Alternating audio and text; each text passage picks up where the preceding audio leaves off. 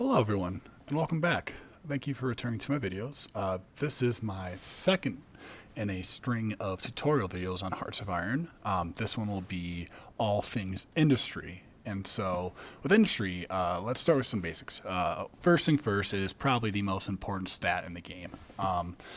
Your industry determines how much goods you can buy, how much resources you can get, how you equip your army, how equipped is your army, your production per day, per month. It all weighs in. And in general, in this game, the country with the larger industry is more likely to win. That's not necessarily completely true.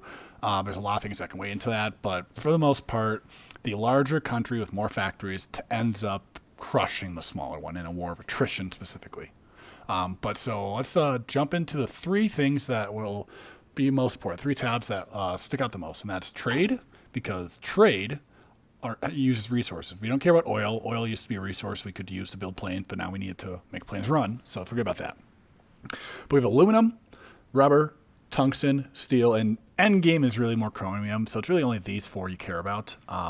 But these all will fund or provide resources to the equipment you want to make. Steel is the most basic one. You build guns with this. Just about everything besides planes uses steel. Steel is incredibly important. Tungsten is more of like you want to put AT guns out there, artillery. That'll be pretty important to you. Anything really that is a big boom gun, and not just a handgun. Tank parts. Some tank parts require it. Not all tank parts do. And then there's rubber. Rubber is anything that has wheels. Planes, automobiles, not trains, but anything that really has wheels uses rubber. And so you want to make sure these are always green.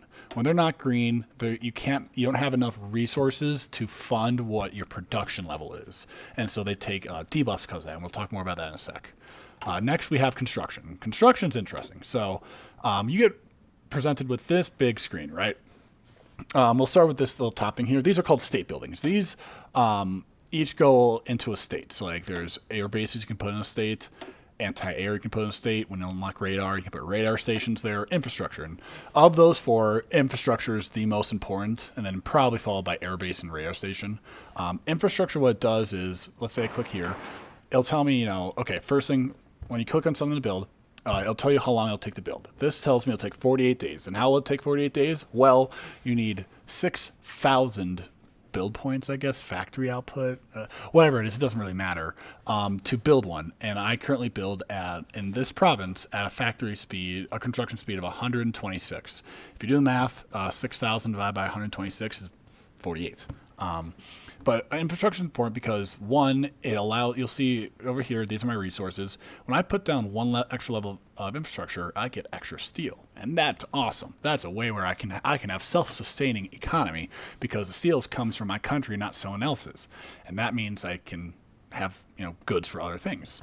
The other thing it does is it gives a flat percentage to growth. So for example, let's take the civilian factory, and I'm going to build one here where it says 60% and where it says 80. I'm going to scroll over here, and it says, okay, your factory output is 126 because the state infrastructure is 1.6 down there right above construction cost, below limited exports.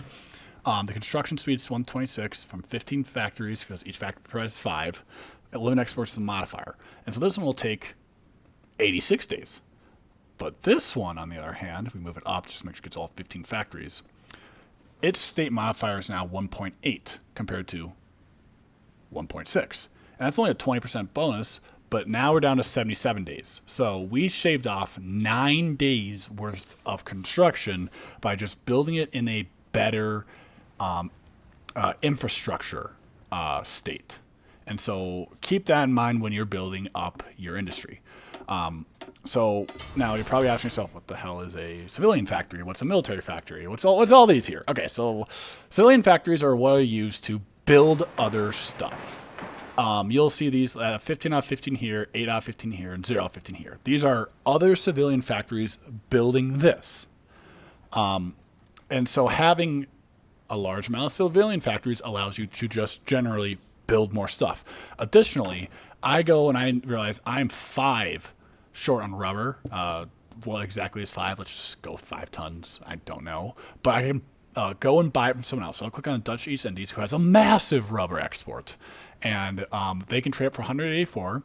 We can buy 8, which is the standard amount across all resources, 8 of that for 1 civilian factory.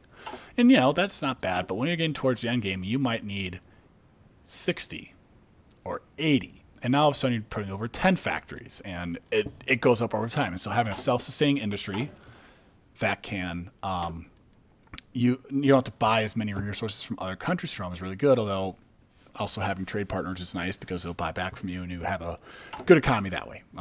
Okay, so civilian factories are used to trade for goods and build other stuff. Then there's military factories. Military factories are part of the production thing right here. And they just build everything you equip your military with. Guns, equipment, artillery, tanks, trucks, fighters, all of this. All of these, down here is dockyards, we'll get that in a sec. But right here, all of this are military factories. Each one, this is 1, 1, 1, 2, 2, 1, 2, and 10. And there's a few things about military factories important. One, you just need a lot. You just need them. You have to have factories to just put on gear so they'll make gear. But the other thing about them that's interesting is this, and you'll see there's a thing called production efficiency. And so essentially each factory has a flat output that can be affected by it. So right now at the beginning of the game, 1936, our production efficiency is 50%, which really isn't, it's half. It's half what it could be. And everyone starts there. The other thing we have is factory output, which increases a percentage as well. And these two things are related because they both compile into how many you can produce per day.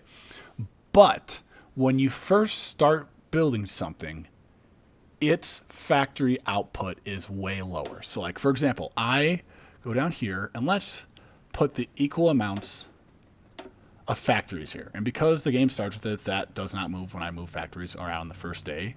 But I go here, and even though we have 9 factories on that type of on this gun row, and we have 9 factories on this kind of gun, this one is producing 5 times as much, and that's because that production efficiency is all the way up there. And now that will increase every day. You'll see it says right here, it'll increase about 0.25% every day. So that means every 4 days it goes up 1%, and you're trying to get 50%. If it takes 4 days to go to 1% and you're 40% below where you want to be, so I'm doing the math, 160 days to get to all that, to get this line right here to match that one. And so knowing that, you should understand that when you're updating gear, stuff like that, or adding a new line, it's not going to be, I'm just going to drop 20 factories on it and tomorrow I'll have 200 planes ready to go. It's going to take time to, build the first ones, but then also ramp up production over time, and you have to weigh that in when you're playing the game. So that's what military factories do. Dockyards, on the other hand, though, down here, are much simpler. They just give you a flat amount. As long as you have all the resources you need, it will always be the same speed that can be increased over time. So if you, for example, you finish a carrier and you have 5 factories left over, 5 dockyards left over, and you just wanted us to slap them on another thing to speed up their production, it would give them a flat bonus to that production. Very easy, very simple. So that's why naval dockyards are cool. Then there's synthetic refineries. So these ones are cool. They're very expensive. For example, it'll take me 90 days, which is more than a civilian factory. And this isn't a factory. That all it does is it gives me extra rubber and extra fuel. And at the beginning of the game, it's a very small, very, very small amount. And as you go through tech, you can eventually increase that, which is this little button here. Go to industry, and we have production side, industry side, construction side, and then synthetic oil side, right? And so right now we produce 1 rubber and like 50 fuel per day, and that's just not that much. But we go down tech line and we get 2 rubber, 3 rubber, 4 rubber, and by the end of the game, each one of those will make you 5 rubber, each one of the synthetic refineries. And so that helps quite a bit. Then there's fuel silos. I'll tell you right now, I've just never used it. Either I'm going to have fuel in the game or I'm not. If I'm not going to have fuel, I'm not going to have an army that's going to use fuel. What kind of army use fuel? That's an answer for another video. We'll get into all things army another day. But so fuel silos I can ignore. I've never used rocket sites. By the time I get them, it just doesn't matter. Rockets are not important, so I would never build these. Nuclear reactors, though, these are pretty cool. These are towards the end game. I'll show you real quick. So you go to engineering and then atomic research, and you don't even get to build nuclear reactors until 1943. You technically could earlier with bonuses, or if you just want to waste time on researching it. And then you don't even get the bomb until 1945. And so this is a late game thing, but each reactor contributes to building a nuke. And if you, for example, are like Russia and it's 1944 and you want to start building nukes and you want to put a nuke in every single state, a nuclear reactor in every state, you can, and you will get a lot of nukes that way. And then there's converts. This is more of like a, oh dear God, my industry wasn't ready for this war button. What it does is I can essentially change military factories to civilian factories, or civilian factories to military factories. I've seen some United States players, what they'll do is get into an early war, if possible, and then just immediately switch most of their civilian factories over to military factories to get their industry going, or at least a good chunk of them. And then all of a sudden they're going to have, the largest army by 1938. And so that's a strat for sure, but I usually don't use that. I like to plan ahead and have a well-designed, well-humming industry before a war, and if I'm caught off guard by a war, well, that's sometimes how the game goes, and you just got to respond to it, but very rarely have I used this. And finally, down here, we have province buildings, and these are things you can build in each province. If no one's explained this to you yet, you don't understand this whole state, province, country thing, so just break down real quick. German Reich, country. I switch over to some kind of view. No, I'll switch back to industry view. It'll be easier. Industry view. We are now looking at states. So, for example, the state of Westphalen, the state of Hanover. And then when we say province, province are like province to a state, state to a country. So these states all make up the country. These provinces are all part of that state. And so what these province buildings are specifically for making that specific province help your army out more. It can be railways. Like, for example, let's say, God, Germany's so well industrialized, it's not a great example, but let's just say I needed a new railroad that ran the length of the Polish border because I just need it. I would click on a little supply hub here, which I'll tell you about supply hubs in a sec, and you see me as I move this mouse, it's starting to build new new railroads. And all I want to do is build it down here, and I can end it wherever I want. It'll end there. It just has to start as a supply hub. But I'll probably just end it right there, and look at that.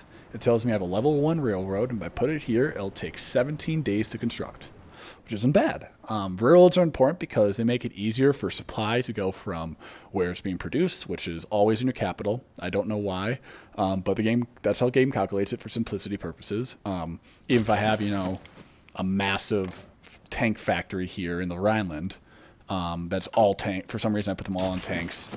Supply always comes from Berlin. Always does. So when you think about supply, always keep in mind it goes from wherever your capital is to where you are in the shortest possible way. But so supply is important, and railroads allow supply to be more easily traveled, allow your people to move faster, redeploy faster, and overall just makes it easier for your logistics to not cry.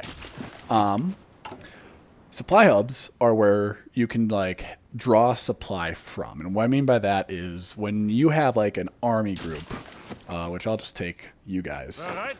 All these guys use supply. And if they are all grouped, let's say right here, right where this guy is, that specific province is going to need a lot of supply. Now, thankfully, there is a little hub right here. But let's say you had to do that in a faraway land that had no supply hub. How do you get supply there? Well, one, you can build a supply hub like that. Just click on it. It'll take probably, 160 days to build. That's a lot. And so that's pretty rough. The other thing you can do is, especially if it's on the sea or near the sea, secure a province to the sea and build a port there. Ports cost, oh my God, let's check that again. 160 down to 33. So that is roughly a fifth of the time to build. And all ports do is allow supply to be transferred from your capital to another port, from that port using convoys to the next port. And ports will have a cap on how much supply can get in there, which worry about that when you're playing the game. For the most part, it's just easier to build ports and move things to ports than it is to build a supply hub. Then we got land forts. Sorry, they're called naval bases, not ports. Either way, it's same thing. Supply goes through there. Then we got land forts and coastal forts. Coastal forts sound like exactly what they are. They're forts on the coast. Land forts are exactly what they sound like. They're forts on your land. What exactly do they do? Industry-wise, nothing. They're purely meant for helping your army. But if you read this here, essentially, every fort level you can build, which is level 10, reduces the attack and breakthrough, which is, if you don't know what they are, you're going to want to watch my military video, which should be released soon. Essentially, it just makes it harder for armies to attack and like break through and essentially move the enemy army off that position. But they're not really important to industry. But yeah, so that's kind of it. So for industry, these three right here are the important ones that you will be flipping through more often than not. As far as research goes, because research weighs in all of this, I always start the game off like this. If I have 3 research slots, it goes like this. I get electronic management, I get basic machine tools, and I get construction. If I have a 4th one, I usually, depending on what I need, like with the German army, I almost always start with them with a 1934 medium. And so don't worry about what that 4th one does. But what I'll do next is, I always open the game like this, and this is just because it's my tried and proven, hey, this is how you get your country to start chugging along early. After I finish electronic mechanical engineering, I switch to I go to mechanical computing. That's a 7% increase to research, just makes more research earlier. Helps a lot in the land game. Then I go to concentrated industry. Depending on how my resources are looking, for like Russia, I kind of ignore excavation. But if I'm a smaller country and I have a little bit of resources and each one counts, I might do that. And then as early as possible, when construction 2, concentrated industry, and improved machine tools are about 200 days of research, I research that. It's usually a little bit ahead of time depending on what difficulty you're playing at and what you've done so far. But yeah, that's always how I start the game off. I like to get the first 2 research stuff done and then the first 2 levels of each industry thing done. Depending on what country you'll play, and these are more country specific, you might use synthetic oil, but for now, don't worry about that. But yeah, that's kind of it. This is the all things industry and how to make your country have a strong industrial base. Rule of thumb is civilian factories lets you build more stuff. Military factories builds you the stuff. Yeah, that's it. If you have any questions or anything, feel free to leave a comment and I will try to answer it. Take care.